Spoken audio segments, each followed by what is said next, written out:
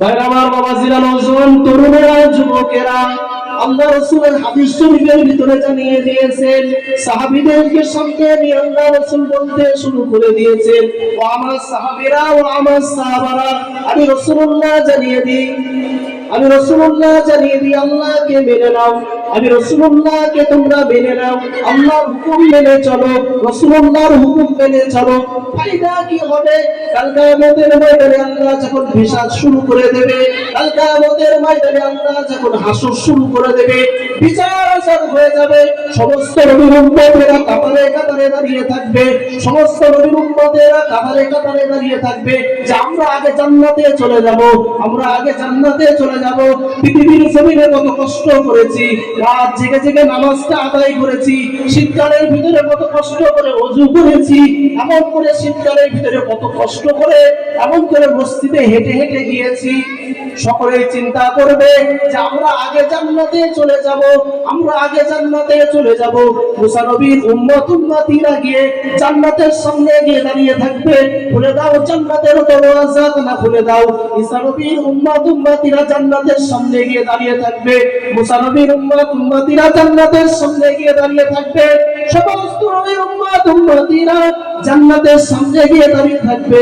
কিন্তু জান্নাতের দারওয়ান ঘোষণা করে দেবে জান্নাতের দরওয়াজাটা খোলা হবে না। কেন খোলা হবে না জান্নাতের দরওয়াজা?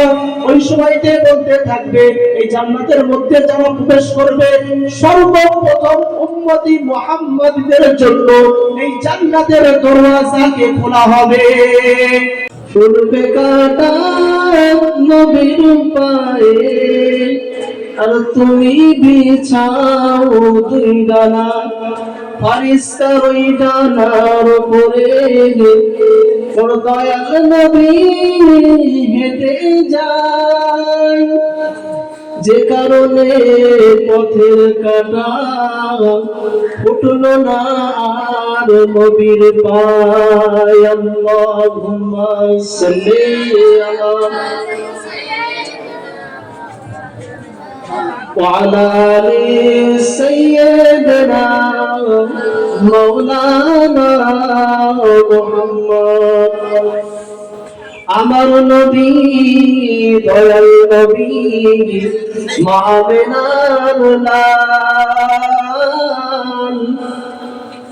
আমার নবী শুয়ে আছেন ও যে সোনার মদিনায়, আমার নবী দয়াল নবী মা আমিনার লাল, আমার নবী শুয়ে আছেন ও যে সোনার মদিনায়। নবী নবী কানে শুনি আমার চোখে দেখি নাই, আর নবীর দেশে যাব মোরা ও যে মনে আশা হয়। আল্লাহুম্মা সাল্লি আলা ওয়া আলা আলি সাইয়্যিদিনা মাওলানা মুহাম্মদ। রাখাল ছেলের সঙ্গে নবী বকরি চড়াইতে,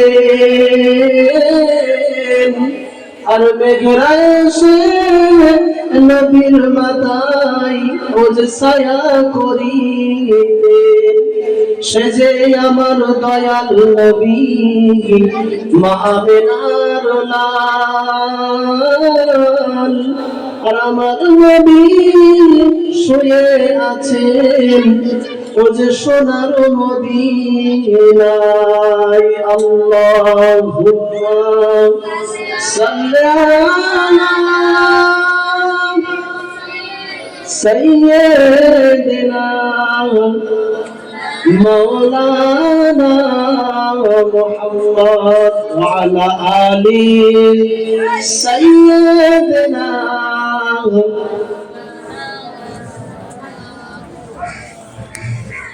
সমস্ত প্রশংসা তারিক সে মহান আল্লাহ তাআলার জন্য, যে আল্লাহ রাব্বুল আলামিন আজকে এই কালেমা খানির মজলিস, দোয়ার মজলিসে আমাদের সকলকে বসার তৌফিক দান করেছেন। সে আল্লাহ পাকের দরবারে লাখো কোটি শুকরিয়া জ্ঞাপন করি। সকলেই বলি আলহামদুলিল্লাহ। আমরা সকলেই জানি যে আমাদের মধ্য থেকে একজন পৃথিবীর জমিন ছেড়ে চলে গেছে।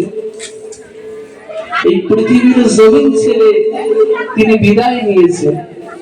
তার রূহের মাগফিরাতের জন্য এই কালেমা খানির মজলিসে আমরা হাজির হয়েছি, কালেমা শরীফের জিকির করছি। এমন করে এই মাহফিল তার রূহের মাগফিরাতের জন্য। তো আজকে আমরা পৃথিবীর জমিনে বেঁচে আছি, এই পৃথিবীর জমিনে এখন আমরা আছি। আল্লাহ পাক রব্বুল আলামিন কুরআনুল কারীমের ভিতরে বলছেন কুল্লু নাফসিন যায়িকাতুল মাউত, সমস্ত মাখলুককে এই পৃথিবীর জমিন ছেড়ে একদিন চলে যেতে হবে। সমস্ত সৃষ্টিকে একদিন পৃথিবীর জমিন ছেড়ে চলে যেতে হবে, কেউ বেঁচে থাকবে না। মালাকুল মাউত আজরাইল আলাইহিস সালাম বসে আছে, আল্লাহর হুকুম হওয়ার সাথে সাথে এক সেকেন্ড দেরি করা হবে না, জানটা কবজ করে নিয়ে আল্লাহর দরবারে চলে যাবে। তো যারা পৃথিবীর জমিন ছেড়ে চলে গেছে তারা এখন হিসাবের জগতে আছে, আর আমরা যারা বেঁচে আছি আমরা এখন দুনিয়ার জগতে আছি। আমাদের হাতে সুযোগ আছে, আমাদের কাছে সুযোগ আছে যে ভালো কাজটা আমরা করতে পারবো, ইচ্ছা করলেই খারাপ কাজটা করতে পারবো, আবার ইচ্ছা করলেই ভালো কাজটা করতে পারবো। কিন্তু যারা পৃথিবীর জমিন ছেড়ে চলে গেছে তাদের কাছে আর কোনো সুযোগ নাই, তাদের ওখানেই শেষ। তারপরে 60 বছর, 70 বছর, 50 বছরের জিন্দেগির কিংবা 20 বছরের জিন্দেগির হিসাবটা তাকে দিতে হবে। আল্লাহ রাসূল সাল্লাল্লাহু আলাইহি ওয়াসাল্লাম জানাচ্ছেন যে আল কবরু রাওযাতুম মিন রিয়াদিল জান্নাহ আও হুফরাতুম মিন হুফারিন নার। এই পৃথিবীর জমিন থেকে মানুষ যখন বিদায় নিয়ে চলে যাবে, এই কবরে রেখে আসা হবে। মিনহা খালাকনাকুম ওয়া ফিহা নুঈদুকুম ওয়া মিনহা নুখরিজুকুম তারাতান উখরা। এই দোয়াটা পড়ে তিন মুঠো করে মাটি কবরে দেওয়া হবে। তো বলা হচ্ছে কবর দেওয়ার পরে আল্লাহ রাসূল বলছেন এই কারোর জন্য আল কবরু রাওযাতুম মিন রিয়াদিল জান্নাত, কারোর জন্য কবরটা জান্নাতের বাগান হয়ে যাবে। যদি বলেন সুবহানাল্লাহ। আর কবরটা কারোর জন্য জাহান্নামের গর্ত হয়ে যাবে। তাহলে আল্লাহ রাসূল বলছেন যে কোন ব্যক্তির জন্য কবরটা জান্নাতের বাগান হবে এবং কোন ব্যক্তির জন্য কবরটা জাহান্নামের গর্ত হবে। কার জন্য কবর জান্নাতের বাগান হবে এবং কার জন্য কবরটা জাহান্নামের গর্ত হবে জানার দরকার আছে না নাই? আল্লাহ পাক রব্বুল আলামিন কুরআনুল কারীমের ভিতরে বলছেন ইন্নাল আবরার লাফি নাঈম ওয়া ইন্নাল ফুজ্জার লাফি জাহিম। আল্লাহ পাক রব্বুল আলামিন জানিয়ে দিলেন পৃথিবীর জমিন থেকে মানুষ যখন বিদায় নিয়ে চলে যাবে, কবরের জিন্দেগিতে চলে যাবে, আল্লাহ পাক রব্বুল আলামিন জানিয়ে দিলেন ইন্নাল আবরার লাফি নাঈম ওয়া ইন্নাল ফুজ্জার লাফি জাহিম। নেককারের জন্য কবর হবে জান্নাতের বাগান এবং পৃথিবীর জমিনে যারা বদকার হবে, আমলটা থাকবে না, তাদের জন্য কবর হবে জাহান্নামের গর্ত। তাহলে আল্লাহ রাব্বুল আলামিন জানিয়ে দিলেন যারা নেককার হবে তাদের নেকি থাকবে। পৃথিবীর জমিনে কাজের ফাঁকে, চলার ফাঁকে, বলার ফাঁকে আল্লাহ পাকের নেকিটা সংগ্রহ করেছে, নেকিটা অর্জন করেছে, তাদের জন্য কবর হবে জান্নাতের বাগান। আর পৃথিবীর জমিনে যারা এমন করে ইবাদতে লিপ্ত ছিল না, নামাজটা সময় মতো পড়তে পারিনি, রোজাটা রাখতে পারিনি, আল্লাহ পাকের জিকির আজকার গুলো করতে পারিনি, এই তাদের জন্যই হবে কবরটা জাহান্নামের গর্ত। তাহলে আমাদেরকে আল্লাহ পাকের হুকুম মেনে চলতে হবে যাতে কবরটা জান্নাতের বাগান হয়ে যায়। শুধু তাই নয়, আল্লাহ রাসূল বলছেন আল্লাহ রাসূল জানাচ্ছেন যে মুমিনদের জন্য পৃথিবীর জমিনটা হলো জেলখানা। মুমিনদের জন্য পৃথিবীর জমিনটা হলো জেলখানা। এই জেলখানার মধ্যে তারা আছে, কেননা তাদের ইচ্ছা মতন ঘুরলে চলবে না, একজনের হুকুমকে মানতে হবে। এই জেলখানার মধ্যে যেমন বন্দি করে আসামিকে রেখে দেওয়া হয়, সে কিন্তু কারো হুকুম মানতে পারে না। যেভাবে তাকে রেখে দিয়েছে সেখান থেকে গর্তের বাইরে বের হতে পারবে না। আল্লাহ আমাদের তেমন মুমিনদের জন্য নির্দেশ দিয়েছে যে তোমরা জেলখানায় আছো। এবং যারা কাফের, মুশরিক, বেঈমান, তাদের জন্য এই পৃথিবীর জমিটা জান্নাতের বাগান। তাদের মনের ভিতরে এই চিন্তাটা থাকবে না যে এই কাজটা করলে এই গুনাহ হবে, এই কাজটা করলে অমুক গুনাহ হবে, ওই কাজটা করলে ওই বড় গুনাহ হবে। তাদের মনের ভিতর থাকবে না, তারা মন চাই জিন্দেগি। আর যারা মুমিন হবে তাদের জিন্দেগিটা বেঁধে দেওয়া আছে। আল্লাহ পাক রব্বুল আলামিন জানিয়ে দিলেন, পৃথিবীর জমিনে আমি আল্লাহ বান্দা বান্দীকে পাঠিয়ে দিয়েছি। কারো বা 60 বছর জিন্দেগি, কারো বা 70 বছর, কারো বা 20 বছর আমি আল্লাহ দিয়ে হায়াত দিয়ে পাঠিয়ে দিয়েছি। এই সময়টুকুর মধ্যে যদি কোনো ব্যক্তি নেক আমল করতে পারে, আল্লাহ রাসূলের কথা মতন চলতে পারে, আল্লাহ রাসূলের দাবিদারিটা করতে পারে, আল্লাহ পাক রব্বুল আলামিন তার প্রতি খুশি হয়ে গিয়ে পৃথিবীর জমিনে তার জিন্দেগিটা সুন্দর করে দেবে। শুধু পৃথিবীর জিন্দেগিটা নয়, আল্লাহ বলছেন পৃথিবীর জমিন থেকে বান্দা যখন বিদায় নিয়ে চলে যাবে, কবরে রাখা হবে। কবরে রাখার সাথে সাথে আল্লাহ পাকের মালায়েকা ফেরেশতা হাজির হয়ে যাবে। আল্লাহ পাকের মালায়েকা ফেরেশতা হাজির হয়ে গিয়ে সেই বান্দার কবরে সওয়াল করতে থাকবে, মান রব্বুকা, তোমার রবকে বলে দাও। ওই বান্দা যদি নেককার হয়, ওই বান্দা তখন উত্তর দিতে থাকবে, আমার আল্লাহ হলো রব্বি আল্লাহ। আর পৃথিবীর জমিনে আমি এই আল্লাহর গোলামি করেছি। জোরে বলুন সুবহানাল্লাহ। যদি বান্দা নেককার হয়, উত্তর দিবে রব্বি আল্লাহ। আরো প্রশ্ন করা হবে, মা দীনুকা, তোমার দিন কি? তারপরে আরো প্রশ্ন হবে, মা নবীউকা, তোমার নবী কে ছিল? তো বান্দা যদি ইমানদার হয়, পৃথিবীর জমিনে নামাজি হয়, মুত্তাকিন হয়, পরেজগার হয়, ওই ব্যক্তি মালাকুল মউত ফারিস্তার কথার হুকুমের সাথে সাথে বলবেন, রব্বি আল্লাহ, আমার রব ছিলেন আল্লাহ, আমার দিন ছিল দ্বীনুল ইসলাম। আর তোমার নবী কে ছিল? তিনি তখন স্পষ্ট ভাবে বলে দেবেন, আমার নবী ছিল মা আমিনার লাল, মদিনার দুলাল, এতিম নবী মুহাম্মদুর রাসূলুল্লাহ।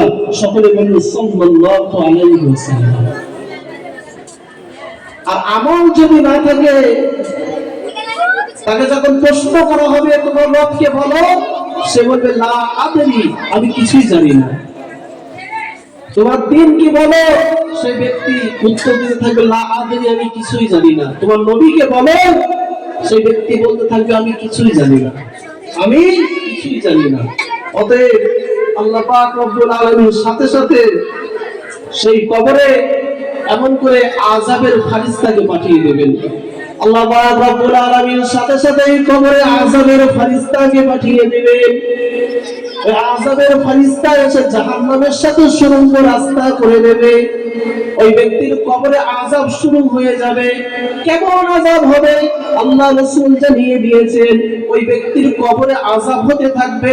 একটা জাহান্নামের একটা সাপ এসে ওই ব্যক্তিকে সবল দিতে থাকবে। এমন করে কিতাবের মধ্যে বলা আছে, এক সবলে 70 গজ মাটির নিচেই চলে যাবে। এক সবলে 70 গজ মাটির নিচে চলে যাবে। এমন করে আল্লাহ পাকের আযাবের ফেরেশতারা এসে ওই বান্দাকে এমন করে লোহাটা গরম করে, এমন করে জিলজিলা দিয়ে দেবে, এমন করে মারতে থাকবে, চোখগুলো তুলতে থাকবে, ঘেন্নটা ফাটাতে থাকবে। এমন করে ওই ব্যক্তির কবরে কাল কিয়ামত পর্যন্ত ওই ব্যক্তির কবরে আযাব চলতে থাকবে। ওই ব্যক্তির কবরে আযাব চলতে থাকবে। যে আল্লাহর কথা মানে না, রাসূলের হুকুমকে মানে না, তার কবরে চলতে থাকবে। এই পৃথিবীর জমিনে আমাদেরকে পরিবর্তন হতে হবে। পৃথিবীর জমিনে আমাদেরকে পরিবর্তন হতে হবে। যেখানে আল্লাহ আল্লাহ রাসূলের কথাবার্তা হয়, যেখানে আল্লাহর বন্ধুদের কথাবার্তা হয়, সেই মাজলিসে বসতে হবে। আমাদেরকে জানতে হবে, আর জানা মাত্রই আমল করতে হবে।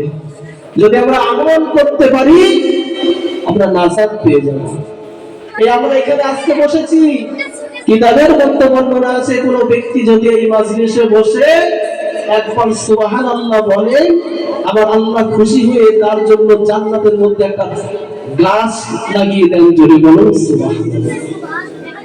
এই মাজলিসে বসে যদি কেউ খুশি হয়ে একবার আল্লাহু আকবার বলে ডাক দেয়, আবার আল্লাহ বলছেন ওই বান্দার জন্য আমি আমার জান্নাতে একটা প্রাসাদ বানিয়ে দিই, একটা ঘর বানিয়ে দিই। যদি বলুন সুবহানাল্লাহ। সেই মাজলিসে বসেছি। আল্লাহ রাসূল বলছেন এই মাজলিসের বড় সম্মান। পৃথিবীর জমিনে এমন দুটো জায়গা আছে, যেই জায়গা হলো জান্নাতের বাগান। পৃথিবীর জমিনে এমন দুটো জায়গা আছে, যেই জায়গা হলো জান্নাতের বাগান। এই জান্নাতের বাগানে তোমরা বসবে এবং জান্নাতের শান্তিটা তোমরা নেবে। যদি বলুন সুবহানাল্লাহ।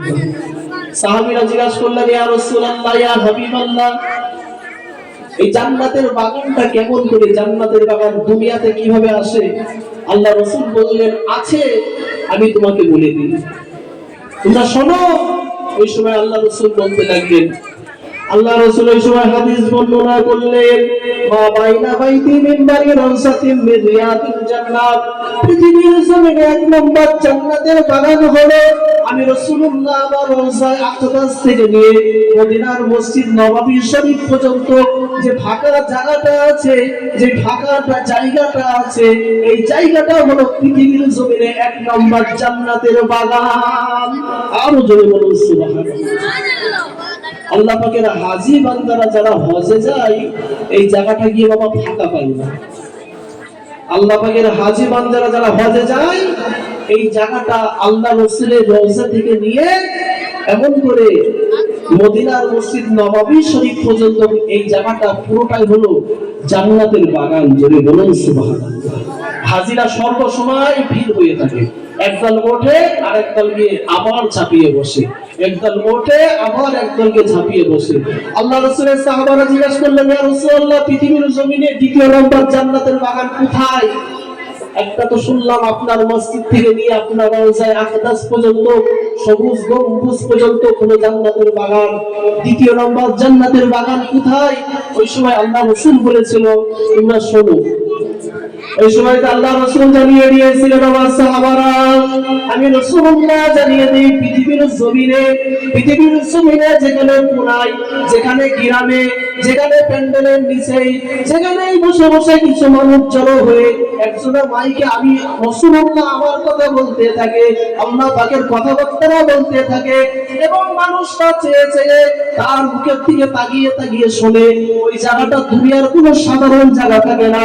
আমার আল্লাহ রাব্বুল আলামিন ওই জায়গাটা পরিবর্তন করে দিয়ে ওই জায়গাটা আবার আল্লাহ পৃথিবীর জমিনের দ্বিতীয় নম্বর জান্নাতের বাগান বানিয়ে দেন।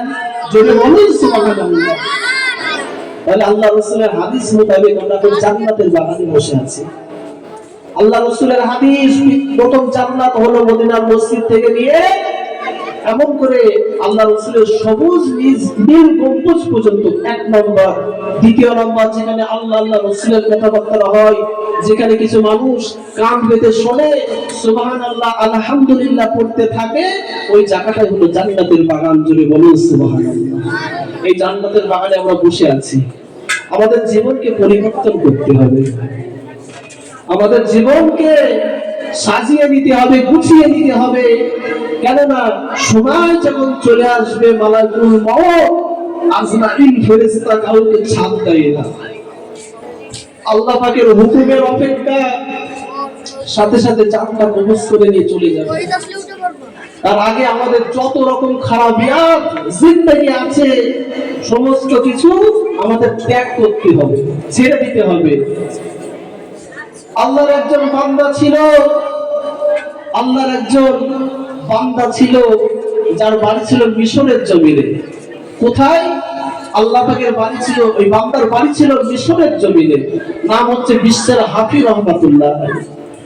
নাম হচ্ছে বিশ্বের হাফি রহমাতুল্লাহ আলাইহি। এই আল্লাহর ওলিটা ইনার প্রথম জিন্দেগিটা যদি লক্ষ্য করে, প্রথম জিন্দেগির দিকে যদি তাকিয়ে দেখেন, তিনি কে ছিলেন, কেমন ব্যক্তি ছিলেন, এই ব্যক্তিটা কেমন ব্যক্তি ছিলেন, কিতাবের মধ্যে লেখা আছে এই ব্যক্তিটা একজন মদখোর ব্যক্তি ছিলেন। এত মাতাল ব্যক্তি ছিলেন। তো বলা হচ্ছে যে এই ব্যক্তিটা এমন কোন দিন যেত না যেই দিনেতে মদ পান করতো না, এমন করে মাতলামি করতো না। তো ওই ব্যক্তিটা সেদিনও এমন করে মদ পান করে রাস্তা দিয়ে হেঁটে যাচ্ছে। তো রাস্তা দিয়ে হেঁটে হেঁটে যেতে যেতে দেখে যে রাস্তার মাঝখানে একটা আরবি লেখা কি একটা যেন পড়ে আছে। তো লোকটা তাকিয়ে সাথে সাথে তুলে নিলেন, দেখলেন যে আরবিতে কি যেন লেখা আছে, আর ওটা লেখা ছিল বিসমিল্লাহির রহমানির রহিম। ওই ব্যক্তিটা মাতাল, কিন্তু তাও মনের ভিতর সারা দিল যে এই যে আরবি লেখা কাগজটা আমি এভাবে ঢেলে রাখবো। যাই সুন্দর করে গুছিয়ে নিয়ে এমন করে তুলে নিয়ে বাড়িতে গিয়ে গোসল করে সুন্দরভাবে খুশবু লাগিয়ে এমন করে তুলে রেখে দিলেন আর ঘুমিয়ে গেলেন। আল্লাহ পাক রব্বুল আলামিন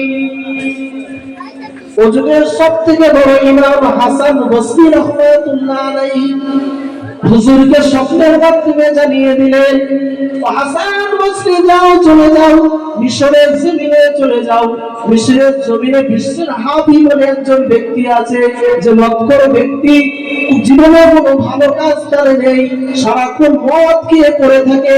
ওই ব্যক্তিকে গিয়ে সুসংবাদ খানা জানিয়ে দাও, ওই ব্যক্তিকে গিয়ে খুশির সংবাদ খানা জানিয়ে দাও। আল্লাহ পাক রব্বুল আলামিন তার জীবনের সমস্ত গুনাহ খাতাগুলোকে মাফ করে দিয়েছে এবং গুনাহ খাতাগুলো নেকিতে পরিবর্তন করে দিয়েছে, এবং আল্লাহ পাক রব্বুল আলামিন তাকে কবুল করে নিয়ে তার নামটা ওলির খাতায় তুলে দিয়েছে। আরো বলুন সুবহানাল্লাহ। আল্লাহ পাক তার নামটা ওলির খাতায় তুলে দিয়েছে। তাকে গিয়ে সুসংবাদ দিয়ে দাও যে আল্লাহ পাক তার প্রতি খুশি হয়ে গেছে।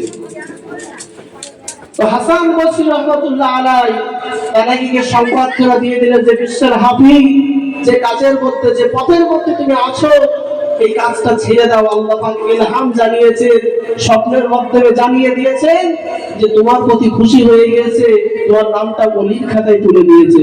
যদি বলুন সুবহানাল্লাহ। তো তিনি ছেড়ে দিলেন, সমস্ত কিছু ছেড়ে দিলেন, ছেড়ে দিয়ে ও যুগের পুনরায় ও যুগের সবথেকে বড় আল্লাহর ওলি হয়ে গেলেন। যদি বলুন সুবহানাল্লাহ। তো কিতাবের মধ্যে বর্ণনা আছে, কিতাবের মধ্যে লেখা আছে যে এই বিশ্বের হাফিকে আবার আল্লাহ এমন ভাবে কবুল করেছিলেন, ওই মিশরের জমিনে বিশ্বের হাফি খালি পায়ে বেড়াতো। কি পায়ে? একজন মদখোর মাতাল লোক সারা গ্রামটা খালি পায়ে বেড়াতো, জুতোটা পরতো না। তো আল্লাহ পাকের কাছে যখন তাওবা করেছে, আল্লাহ মাফ করে দিয়েছে, তো তখন আর জুতো পরা অভ্যেস নেই, পরে না। আল্লাহ পাক রব্বুল আলামিন সমস্ত এমন করে পশু পাখিদেরকে আল্লাহ জানিয়ে দিলেন যে মিশরের জমিনে যে পথেতে বিশ্বের হাফি হেঁটে হেঁটে যায়, ওই পথে, ওই রাস্তাতে তোমরা পোশাক পায়খানা করবে না। কেন করবে না? যে বিশ্বের হাফি রহমাতুল্লাহ আলাইহি খালি পায়ে হেঁটে হেঁটে যায়, আর ওই পোশাক পায়খানা গুলো তার পায়ে লেগে যাবে, সে কারণে। তাহলে আল্লাহ পাক রব্বুল আলামিনের কাছে যিনি তাওবা করেছেন, বিনা তাওবাটা আল্লাহ এমন ভাবে কবুল করেছেন। কিতাবের মধ্যে বর্ণনা আছে এটা তার দোয়া। আল্লাহ পাক কোরআনে বলছেন, তুবু ইলাল্লাহি তাওবাতান নাসুহা। পৃথিবীর জমিনে যদি কেউ তাওবার মতন তাওবা করতে পারে, আল্লাহর পেছনে সমুদ্র সমান গুনাহ আছে। জমিন থেকে আসমান থেকে গেছে গুনাহ, আমার আল্লাহ কিছুই দেখে না, সেকেন্ডের মধ্যে সমস্ত পাহাড় পরিমাণ গুনাহকে ক্ষমা করে দিতে পারেন। জোরে বলুন সুবহানাল্লাহ। আল্লাহ ইচ্ছা করলে সবকিছু পারে। আর আজকে আমরা এই মাজলিসে বসেছি, যেহেতু প্রথমে জিকির হচ্ছিল, কালেমা পড়া হচ্ছিল, কিন্তু অনেক সওয়াব আছে, আমাদেরকে যেতে হবে।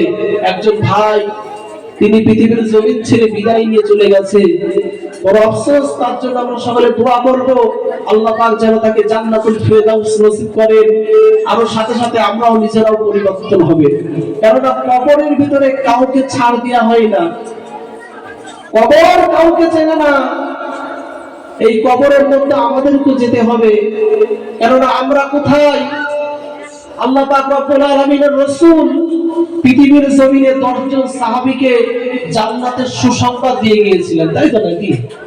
আশারাই মুবাশশিরা 10 জন সাহাবীকে আল্লাহ রাসূল জান্নাতি বলে ঘোষণা করে দিয়েছিলেন, লিখে দিয়েছিলেন যে তোমরা জান্নাতি, তুমি জান্নাতি, তুমি জান্নাতি। তারা কি নামাজ ছেড়ে দিয়েছিল? তারা কি আল্লাহ পাকের হুকুমকে মানা ছেড়ে দিয়েছিল? তারা কি আল্লাহ রাসূলের এমন করে তাবেদারি করা, রাসূলের আহকাম জিন্দেগিকে মানা ছেড়ে দিয়েছিল? কিতাবের মধ্যে বর্ণনা আছে আল্লাহর প্রেমে, রাসূলের প্রেমে তারা এতটা আত্মহারা হয়ে গিয়েছিল, আল্লাহ রাসূল জান্নাতি বলা সত্ত্বেও তারা আরো ইবাদতে বেশি মশগুল হয়েছিলেন। যদি বলি সুবহানাল্লাহ, তারা ইবাদত আরো বেশি করতে শুরু করেছে। কিন্তু আল্লাহ রাসূল দুনিয়াতে সার্টিফিকেট দিয়ে দিয়েছে যে তোমরা জান্নাতি, তারপরেও তারা ইবাদত প্রতিযোগিতা শুরু করে দিয়েছে ইবাদতের মধ্যে। পৃথিবীর জমিনে যে 10 জন সাহাবীকে আল্লাহ রাসূল জান্নাতি বলে ঘোষণা করেছিলেন, হযরত আবু বকর সিদ্দিক, হযরত ওমর ফারুক, হযরত উসমান গনি, আলী, তালহা, জুবাইর, সাদ, সাঈদ, এমন করে এই 10 জনকে আল্লাহ রাসূল জান্নাতি বলে ঘোষণা করেছিলেন। তো বলা হচ্ছে সেই কবরকে এমন করে, কবরের মাটি পৃথিবীর জমিনে কোনো মানুষকে চেনে না, কোন বংশকে চেনে না, কোন মাওলানা সাহেবকে চেনে না, কোন হাজী সাহেবকে চেনে না, কোন গাজী সাহেবকে চেনে না। কবর কি চেনে ভাই? কবর একটা জিনিসই চেনে, যদি আমলটা ভালো থাকে কবর তোমার সাথে ভালো ব্যবহার করবে, আর আমলটা যদি ভালো না থাকে তোমার বংশ যে বংশেরই হোক না কেন কবর ছাড় দেবে না। একটা ঘটনা আছে, আল্লাহ রাসূলের বেটি ফাতেমা রাদিয়াল্লাহু তাআলা আনহা তিনি ইন্তেকাল করবেন, তার আগে আল্লাহ রাসূল বলেছিলেন, মা ফাতেমা, ও মা ফাতেমা, তুমি যেন মনে করবে না যে তুমি নবীর বেটি বলে কবর তোমাকে ছাড় দেবে, হাসর তোমাকে ছাড় দেবে, মিজান তোমাকে ছাড় দেবে, ফুলসিরাত তোমাকে ছাড় দেবে। তুমি যেন কখনোই মনে করবে না যে আমি নবীর বেটি বলে আমি ছাড় পেয়ে যাব।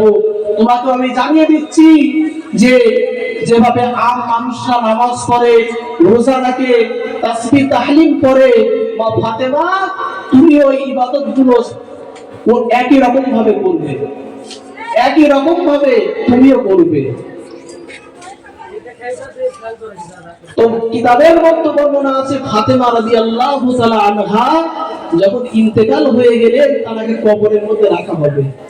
হযরত আবু যার রাদিয়াল্লাহু তাআলা আনহু ফাতেমাকে রাখতে গেছে কবরের মধ্যে, দুই একজনকে নিয়ে এমন করে পর্দা করে তাকে কবরে যখন রাখতে যাবে, তো আল্লাহ রাসূলের সাহাবা আবু যার রাদিয়াল্লাহু তাআলা আনহু বলছেন যে এই কবর শোনো, তোমার ভিতরে যাকে রাখা হচ্ছে তাকে চেনো? তার পরিচয় আমি দিয়ে দিই, ইনি হলেন এ যুগের বাদশা, নবীদের বাদশা, সমস্ত কায়নাত। যাকে সৃষ্টি না করলে আল্লাহ আসমান জমিন সৃষ্টি করিতেন না, যাকে না সৃষ্টি করলে আল্লাহ কুল কায়নাত সৃষ্টি করিতেন না। সমস্ত নবীদের সরদার, নবীদের নবী এবং আখিরি নবী মুহাম্মদুর রাসূলুল্লাহ, তার বেটিকে তোমার ভিতর রাখা হচ্ছে, কবর তুমি ব্যবহারটা ভালো করো।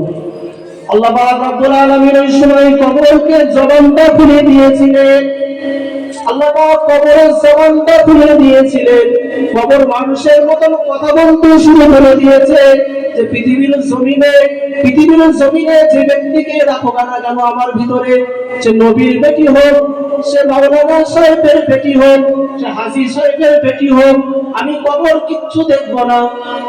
আমি কবর দেখবো পৃথিবীর জমিন থেকে যে ব্যক্তিটা আমার ভিতরে আসবে সে ব্যক্তির আমলটা যদি ভালো থাকে, তার আমল দেখে আমি কবর তার সাথে ভালো ব্যবহার করব।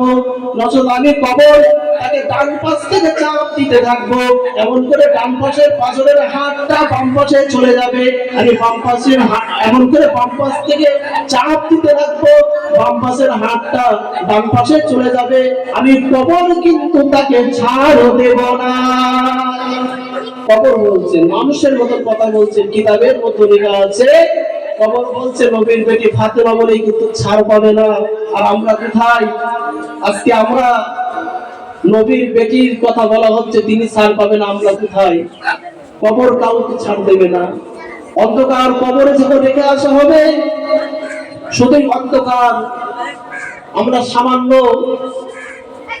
যে এখন একটুখানি বাড়িতে যদি লাইট চলে যায়, আলো চলে যায়, কেমন লাগে? অন্ধকার, ভালো লাগে না মনটা।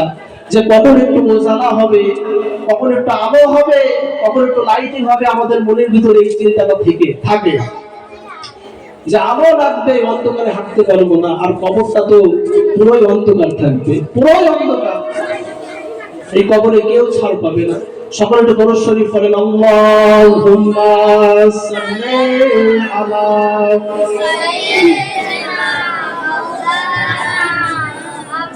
ওয়া আলা আলি সাইয়্যিদিনা মাওলানা মুহাম্মদ ওয়া আলা আলি সাইয়্যিদিনা শফিউনা মুহাম্মদ।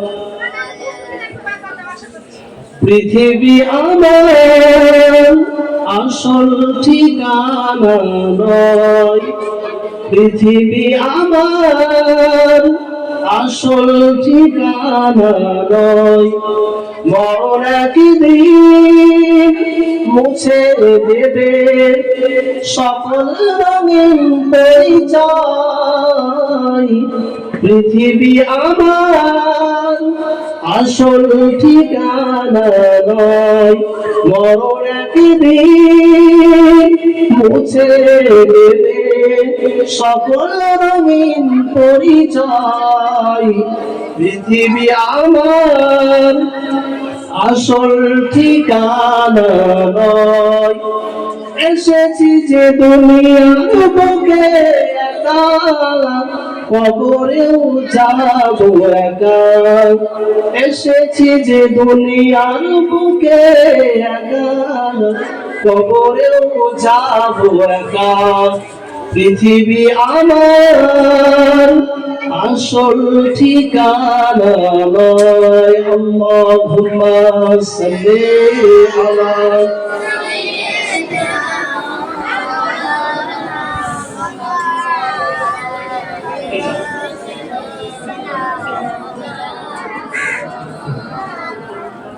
কিয়ামতের এই কঠিন দিনে থাকবে না কেউ আপন হয়ে। কিয়ামতের এই কঠিন দিনে থাকবে না কেউ আপন হয়ে। থাকবে সেদিন আপন হয়ে আমার প্রিয় রাসূল। থাকবে সেদিন আপন হয়ে আমার প্রিয় রাসূল। পৃথিবী আমার আসল ঠিকানা নয়, মরণ একদিন মুছে দেবে সকল রঙিন পরিচয়। পৃথিবী আমার আসল ঠিকানা নয়। আল্লাহুম্মা সাল্লি আলা সাইয়্যিদিনা মাওলানা সাইয়্যিদিনা মাওলানা। এই পৃথিবীর জমিন থেকে আমাদের সকলকে চলে যেতে হবে। সকলেই জানে, সকলেই বোঝে আল্লাহ পাক মানুষকে সৃষ্টি করেছে। বলা হচ্ছে যে 18,000 মখলুকাত আল্লাহ সৃষ্টি করেছেন। 1 লক্ষ মতান্তরে 2,24,000 নবী রাসূলকে আল্লাহ সৃষ্টি করেছেন, পাঠিয়েছেন। তো আল্লাহ মানুষকে ব্যতিক্রম করে সৃষ্টি করেছেন, তাই তো নাকি? আল্লাহ বলছেন পৃথিবীর জমিনে যত জীব জানোয়ার আছে, যত পশু পাখি আছে, সমস্ত কিছু যখন আল্লাহ পাকের রিজিকটা খায়, ভক্ষণ করে, তারা খাবারের সাথে মুখটা লাগিয়ে খায়। কি করে? তারা খাবারের সাথে মুখটা লাগিয়ে খায়। আর পৃথিবীর জমিনে এমন একটাই প্রাণী, এমন করে প্রাণ আল্লাহ সৃষ্টি করেছেন, সেটা হচ্ছে মানুষ, যে তারা যখন ভক্ষণ করে খাবারে হাতটা লাগিয়ে খাবারটা তুলে মুখে দেয়, তাই তো নাকি? গরু ছাগল যেমন খাবার খায়, তারা খাবারে মুখটা লাগিয়ে খায়। আল্লাহ এর দ্বারাই বুঝাচ্ছেন যে পৃথিবীর জমিনে আমি আল্লাহ বান্দার মাথাকে সৃষ্টি করেছি, মাথায় একটা কপাল আছে, এমন করে সারা মুখমণ্ডলের মধ্যে একটা মুখ আছে, যে মুখ দিয়ে আমি আল্লাহ আমার জিকির করবে, আমার রাসূলের নামে দরুদ পড়বে। সেই মুখ এবং কপাল এটা শুধু আমার জন্য, এটা কোনো খাবারের কাছে ঝুঁকবে না। এটা যদি ঝুঁকতে হয়, এটা যদি নিচু হতে হয়, আমি আল্লাহ একমাত্র আমার কাছে ঝুঁকবে। জোরে বলুন সুবহানাল্লাহ। সিজদাতে ঝুঁকে যাবে, এর জন্যই আমি আল্লাহ বানিয়েছি। তো আল্লাহ পাক রব্বুল আলামিন আমাদেরকে বড় মহব্বত করে ভালোবাসে। কতটা যে মহব্বত করে তা বলে বোঝানো যাবে না। কেননা বলা হচ্ছে যে এতটা মহব্বত করে, এতটা মহব্বত করে, যে আল্লাহ রব্বুল আলামিনের কাছে মহব্বত কতটা আছে, রহমত কতটা আছে। আল্লাহ বলছেন 99 ভাগ রহমত আমি আল্লাহর কাছে এখনো রয়েছে, আর 1 ভাগ তামাম বিশ্বের এমন করে মানুষ, জিন, ইনসান, তাদের ভিতরে আমি আল্লাহ 1 ভাগকে বিলিয়ে দিয়েছি। এই 1 ভাগে যদি এত মহব্বত, ভালোবাসা, প্রেম হয়, আল্লাহর কাছে এখনো 99 ভাগ আছে। না জানি আল্লাহ কত দয়াময়, আল্লাহ কত মেহেরবান। আল্লাহ চান না আল্লাহ পাকের কোন বান্দা এমন করে জাহান্নামে চলে যায়। আল্লাহ তো নিজে হাতে বানিয়েছে, আল্লাহ তো নিজে হাতে আমাদেরকে বানিয়েছেন। আল্লাহ পাক রব্বুল আলামিন বলছেন যে আমি বান্দার মুখটা আমি নিজে হাতে নকশা করে বানিয়েছি। তো আল্লাহর কত মায়া হতে পারে আমাদের প্রতি।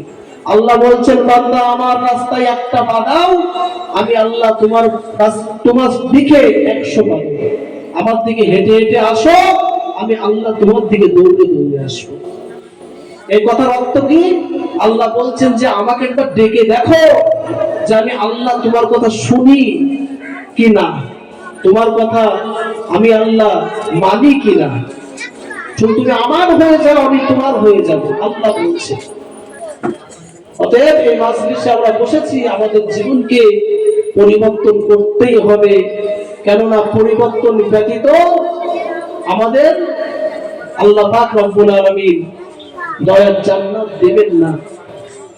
কিতাবের মধ্যে বর্ণনা আছে রাসূলুল্লাহর প্রতি যদি দরুদ পড়া হয়, মান সাল্লা আলাইয়া ওয়াহিদান সাল্লাল্লাহু আলাইহি আশরা, পৃথিবীর জমিনে কোন ব্যক্তি যদি আমার দয়াল নবীর প্রতি একবার দরুদ শরীফ পড়ে, দরুদ শরীফ পড়েন তো আপনারা?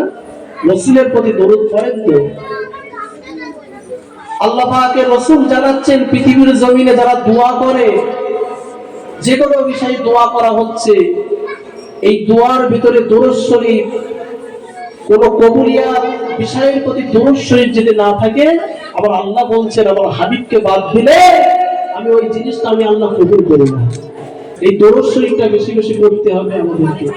কেননা আল্লাহ রাসূল বলছেন, যে হাদিসটা বলছিলাম, মান সাল্লা আলাইয়া ওয়াহিদান সাল্লাল্লাহু আলাইহি আশরা। কি বলছেন এটাই? যদি কেউ একবার দরুদ শরীফ পড়ে কি হবে তার? আল্লাহ রাসূল সাহাবীদেরকে সঙ্গে নিয়ে জানিয়ে দিলেন, আমার সাহাবারা, আমি রাসূলুল্লাহ জানিয়ে দিই, পৃথিবীর জমিনে কোন বান্দা বান্দি যদি আমি রাসূলকে মহব্বত করে আমার প্রতি একবার দরুদ শরীফ পড়ে, আমি রাসূলের প্রতি একবার দরুদ শরীফ পাঠ করে, আল্লাহ পাক রব্বুল আলামিন তার প্রতি খুশি হয়ে গিয়ে, আল্লাহ পাক রব্বুল আলামিন তার প্রতি রাজি হয়ে গিয়ে আল্লাহ পাক তাকে 10টা নেকি দিয়ে দেন। শুধু 10টা নেকি দিয়ে দেন না, আল্লাহ পাক রব্বুল আলামিন তার সম্মানকে 10 গুণ বাড়িয়ে দেন। শুধু 10 গুণ সম্মানকে বাড়িয়ে দেন না, আল্লাহ রব্বুল আলামিন জানিয়ে দিয়েছে ওই ব্যক্তির আমলনামা থেকে 10টা সগীরা গুনাহকে আমার আল্লাহ মাফ করে দেন। জোরে বলুন সুবহানাল্লাহ। একবার দরুদ শরীফ পড়লে তিনটে ফজিলত। বাবা একবার দরুদ শরীফ পড়বেন, 3টে ফজিলত। আমরা দরুদ শরীফ পড়েছি, সেই থেকে পড়ছি তো কম বেশি। তো বলা হচ্ছে একবার পড়বে, আল্লাহ রাসূল বলছেন প্রথমে 10টা নেকি অ্যাকাউন্টে চলে যাবে, আপনার আমলে চলে যাবে 10টা নেকি। এমন করে বলা হচ্ছে 10 গুণ সম্মান আমরা বাড়িয়ে দেবে। আপনি এখানে পড়েছেন, আপনার সম্মানকে 10 গুণ বাড়িয়ে দেওয়া হবে কিয়ামতের মাঠে। আর 3 নম্বরে আপনার যে গুনাহ খাতা আছে, ওই গুনাহ খাতা থেকে 10টা সগীরা গুনাহকে আল্লাহ মুছে দিবেন, ডিলিট করে দিবেন। যদি বলুন সুবহানাল্লাহ। সেই নবী, রহমতের নবী, আল্লাহ রাসূল বলছে যে পৃথিবীর জমিনে আল্লাহ পাক আমাকে রহমত স্বরূপ পাঠিয়েছে, রহমত স্বরূপ পৃথিবীর জমিনে পাঠিয়েছে। কেননা কাল কিয়ামতের ময়দানে বাবা, যখন আদম আলাইহিস সালাম থাকবে, নূহ আলাইহিস সালাম থাকবে, ঈসা থাকবে, মুসা আলাইহিস সালাম থাকবে, কোন নবীর উম্মত জান্নাতে আগে যেতে পারবে না। কেননা আল্লাহ রাসূলকে আল্লাহ এত সম্মান দান করেছেন, কাল কিয়ামতের ময়দানে উম্মতে মুহাম্মাদি আগে জান্নাতে যাবে, তারপরে অন্য সমস্ত নবীর উম্মতেরা জান্নাতে যাবে। আল্লাহ রাসূল বলেছেন, কত সম্মান আমাদের।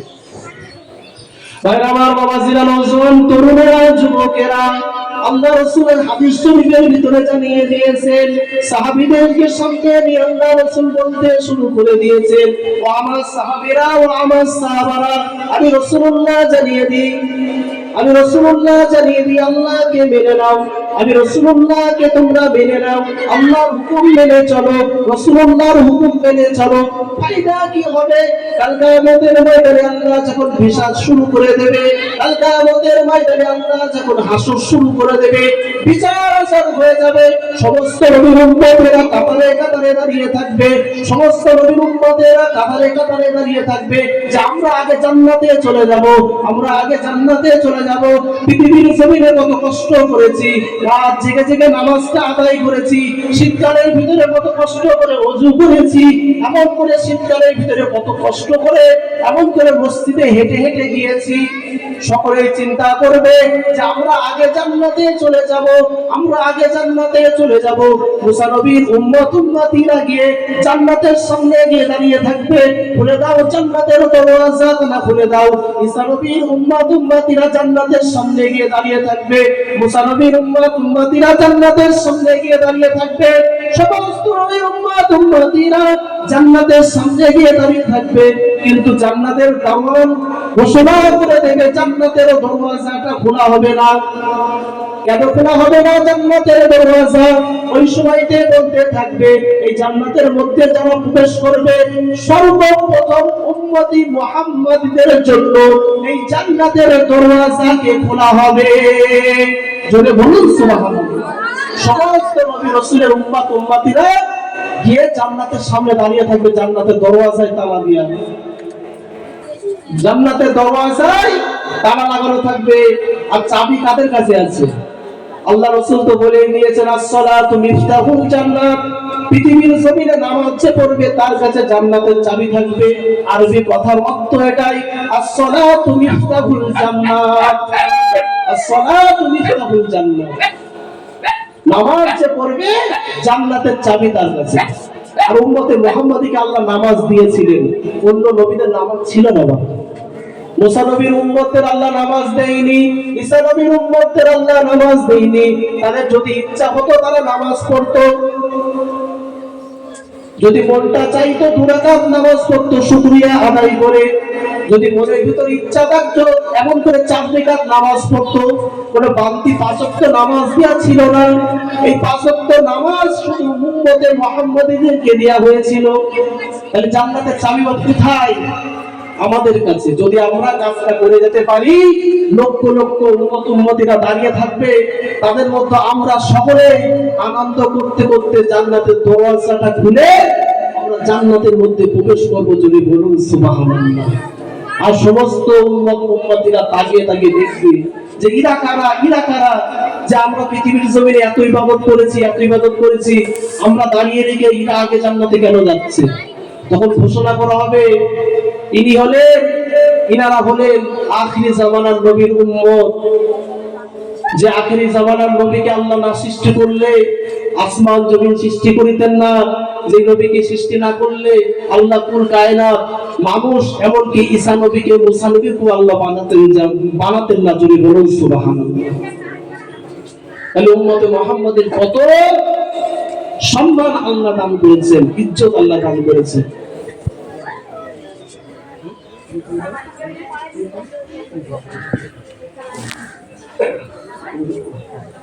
সকলে একটু দাঁড়িয়ে জানিয়া নবী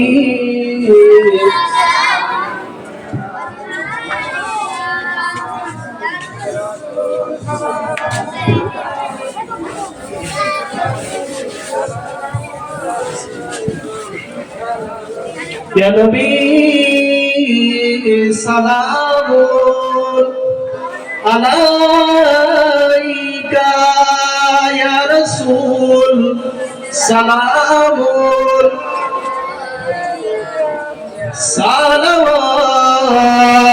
সালাওয়াতুল্লাহ আলাইকা তালা'আল বদরু আলাইনা মিন সানিয়াতিল ওয়াদা'i وجب الشكر علينا ماذا لله هداي يا نبي سلام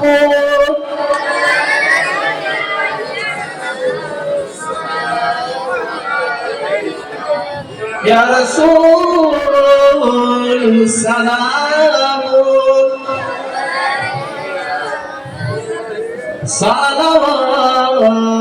সালাওয়াতুল্লাহ আলাইকা। তায়েফের দুষ্ট ছেলেরা মোর নবীকে পাগল ভাবিয়া মারিল পাথর ছড়িয়া উঠিল আল্লাহর আরশ কাঁপিয়া। ইয়া নবী সালাম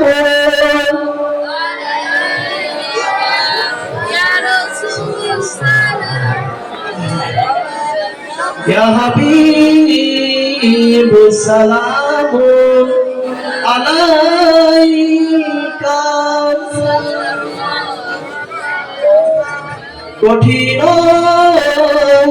হাসরের দিনে কি আছে মোদের কপালে, গুনাহগার উম্মতি বলে লইবেন আপন করে।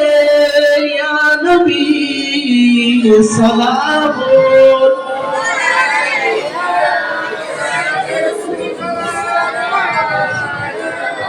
ইয়া হাবিব সালাম আলাইকা সালাওয়াতুল্লাহ আলাইকা। সকলে বসে যান।